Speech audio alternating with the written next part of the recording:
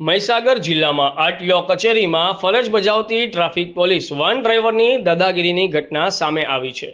ફરિયાદીના જણાવ્યા મુજબ તારીખ 15/12/2025ના રોજ વરધરા વીરપુર ખાતે ચેકિંગ દરમિયાન બાઇક સવાર યુવાન જોડે ગેરકાયદેસર ઉઘરાણીની માંગ કરવામાં આવી।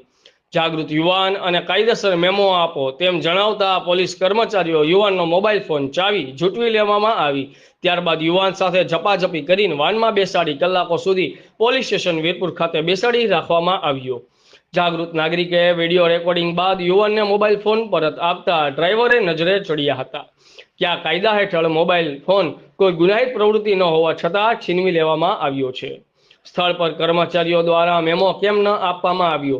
ફરિયાદી મહીસાગર જિલ્લાના પોલીસ વડાને ફરિયાદ આપી છે। સત્તાનો દુરુપયોગ કરતા પોલીસ અધિકારીઓ સામે શું કાયદેસરની કાર્યવાહી કરવામાં આવશે? રિપોર્ટર શૈલેષભાઈ ઠાકોર, ઇન્કલાબ ન્યૂઝ, મહીસાગર।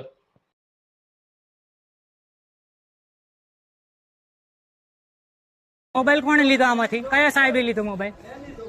તમે કેમ લીધો? મોબાઈલ નોંધવાની જરૂર હું તમારી? ફોન કરતો તો પણ તમારો મોબાઈલ ના લેવાય, એનો ફોન એની જોડે હતો, એની પ્રાઇવેટ મિલકત થઈ। ફોન કેમ અડ્યા તમે? હા તો કેમ અડ્યા તમે ફોન? બળજબરી ફોન છીનવાય તમારાથી કોઈનો? કોઈ છીનવો નથી। કેમ એ છોકરા જોડે મોબાઈલ? તમારે પાવતી આપી દેવી જોઈએ એ છોકરાને ભાઈ। પાવતી જે કેમ નતો લેતો? લે છે એ પાવતી આપી દો, વાત પૂરી કરો। તો કેમ મોબાઈલ અડ્યા? પણ તમે મોબાઈલ ને અડવાની શું જરૂર હતી? મને હાથ નહીં લગાવવાનો। મોબાઈલ ને અડવાની શું જરૂર હતી? મોબાઈલ કાઢો ને મોબાઈલ આપી દો છોકરાને। સાહેબ શાંતિથી પ્રેમથી વાત હોય, બરાબર? મોબાઈલ ના અડાય સાહેબ। મોબાઈલ કોણ અડ્યું? કોણ અડ્યું? હા પણ એ વાત કરતા હતા।